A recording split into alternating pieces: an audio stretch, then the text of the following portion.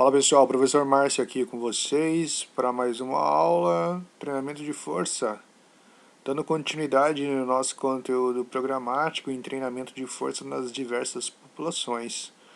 Nossos objetivos: desenvolver capacidades interpretativas de artigos sobre o treinamento de força, elaborar programas de treinamento baseado em evidência, além de compreender a importância do treinamento na saúde, na doença e no envelhecimento. Nossa metodologia, videoaula expositiva, concentre-se na aula, faça suas anotações, vamos lá, muito bem.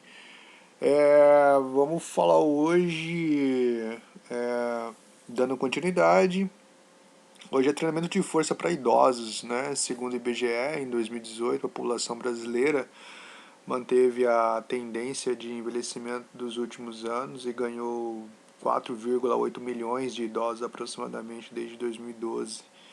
Esperando assim a marca dos 30 milhões de idosos em 2017. Né? No Brasil, considera-se idoso, de acordo com a lei de 94, a pessoa maior de 60 anos de idade. Né? Portanto, a etapa do envelhecimento é um período que se distingue por indivíduo devido às vertentes variadas, como as questões sociais, ambientais, que influenciam na experiência vivida nessa fase.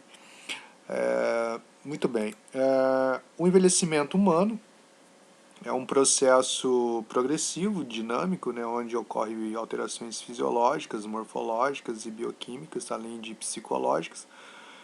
E essas alterações ocasionam perdas e uma maior dificuldade de adaptação, sendo assim um processo complexo.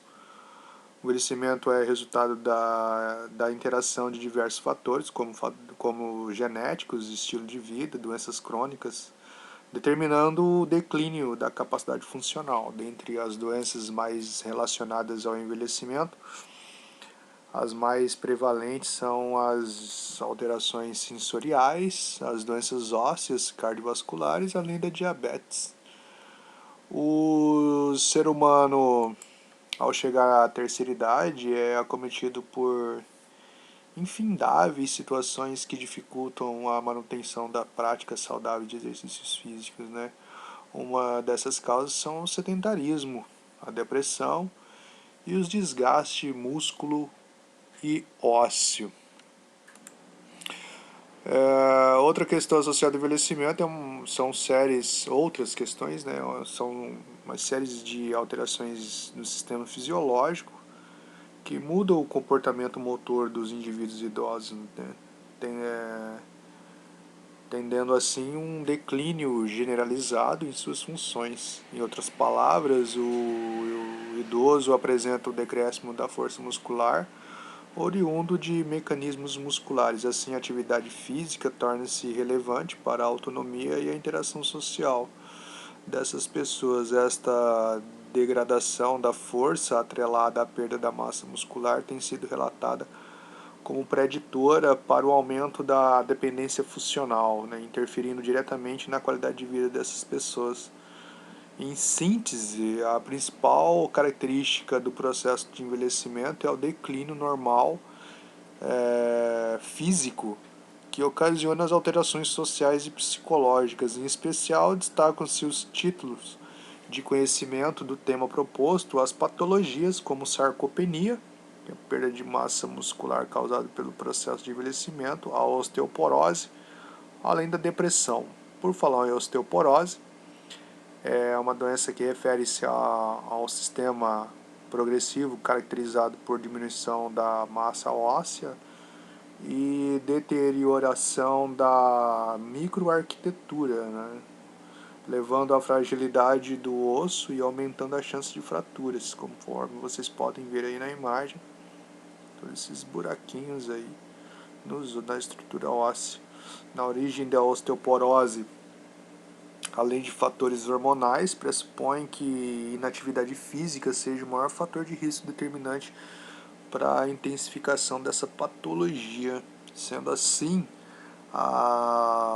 o exercício físico é tratado como uma estratégia a ser adotada a fim de impedir a perda de massa óssea, mantendo assim a integridade esquelética.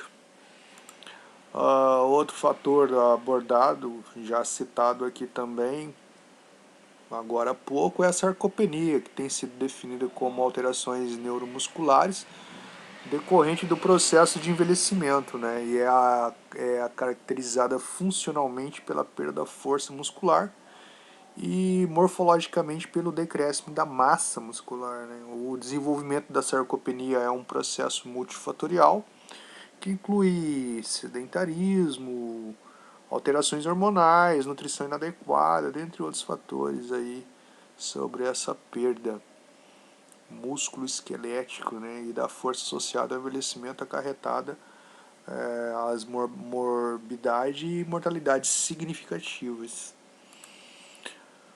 Um programa individualizado de treinamento de força é uma alternativa para diminuir os declínios da força e da massa muscular relacionados com a idade. Esses resultados em melhoria da saúde e da qualidade de vida, né? Pois idosos submetidos ao treinamento de força apresentam aumentos significativos na ativação, na potência e o aumento da massa e da força muscular. Portanto, pode-se tratar de um público suscetível ao desgaste da força muscular e óssea por decorrência da idade. É recomendável aos idosos uma adoção de treinamento de força, com o intuito de evitar ou amenizar determinados malefícios fisiológicos e principalmente mentais. Então, o treinamento de força evidencia-se por uma estratégia eficaz, abrangente, segundo os vários estudos, no que se refere ao aumento da massa e da força muscular, possibilitando assim maior autonomia funcionais a esses idosos. Entre os efeitos positivos, podemos destacar em relação à aplicabilidade prática do treinamento de força, os efeitos analgésicos, preventivos e de tratamento, além dos incrementos do tamanho e da resistência muscular e da massa óssea, que não pode esquecer. Além disso, também há aumento da espessura dos tecidos conectivos, né, e a redução da gordura corporal total, além da prevenção e manejo de diversas condições patológicas e da saúde geral desses idosos. Um estudo de Hasu Matsuda, em 2001, né, identificaram idosos que submeteram a um programa de exercícios com pesos livres, apresentaram significativas alterações na força muscular após o programa de treinamento proposto, seguindo por um aumento da sobrecarga do mesmo, sendo que os exercícios mais efetivos para os membros superiores foram supino inclinado, variação de 66,8% após as sessões do exercício, e flexão de decúbito, né, de 25,6%. Os membros inferiores apresentaram alterações mais significativas nos exercícios de agachamento e de leg press 45 graus, com variação de 135% e de 69,7% respectivamente. Sobre a sarcopenia, um outro estudo de Câmara, Bastos e Volpe, em 2012, através de uma revisão sistemática, apontou que o exercício resistido, ou seja, a musculação, é o estímulo mais significativo para a hipertrofia muscular em relação aos exercícios contínuos, ou seja, o exercício aeróbio.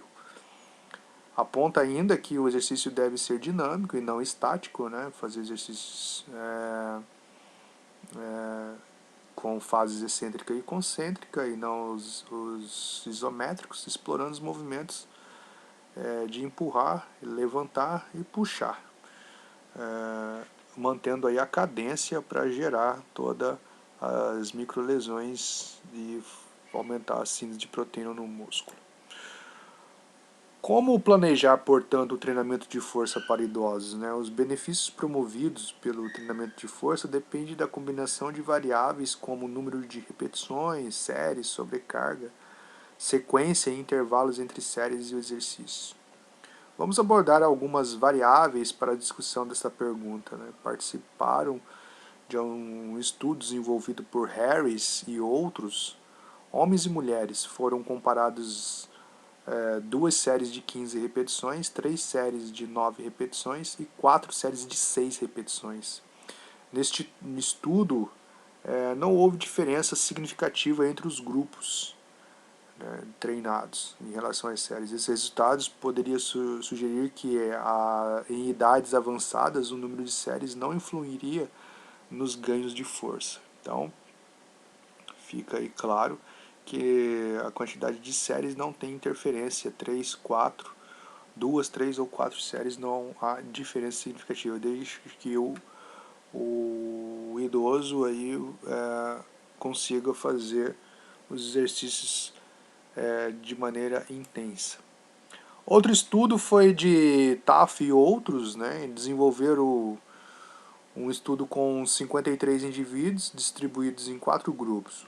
O grupo que treinou apenas uma vez na semana, essa foi uma abordagem em relação à quantidade de séries. Portanto, então um grupo treinou uma vez por semana, o outro treinou 2 vezes por semana, o terceiro grupo treinou 3 vezes por semana e o quarto, que se caracterizou como grupo controle. Os treinamentos duraram 24 semanas e os autores não encontraram também diferenças significativas entre os grupos experimentais. Então, os grupos que treinaram aí 1, 2 e 3 vezes por semana não houve diferença significativa. Agora, o grupo controle, que não fez nada, esses sim não tiveram resultados dessa pesquisa em relação aos grupos que participaram do experimento. Outra variável é a questão em relação à intensidade, né? Qual intensidade esses indivíduos devem treinar? De forma geral, há evidências de que cargas de alta intensidade proporcionariam um incremento significativamente maior que os ganhos de força, com os ganhos de força em idosos, em comparação com cargas menores. Esses achados podem ser explicados pelo fato de que os principais fatores que contribuem para o incremento da força em função do treinamento são as adaptações neurais e hipertróficas. Em um momento precoce do treinamento, o desenvolvimento neural tende a ser a via preferencial para a melhora da capacidade de mobilizar as cargas, né? Pois um nível maior de força pode ser criado aumentando a frequência e o recrutamento de unidades motoras dos grupos musculares envolvidos nesse movimento. Muito bem, pessoal, espero que vocês tenham aproveitado mais uma aula. Um grande abraço e até a próxima.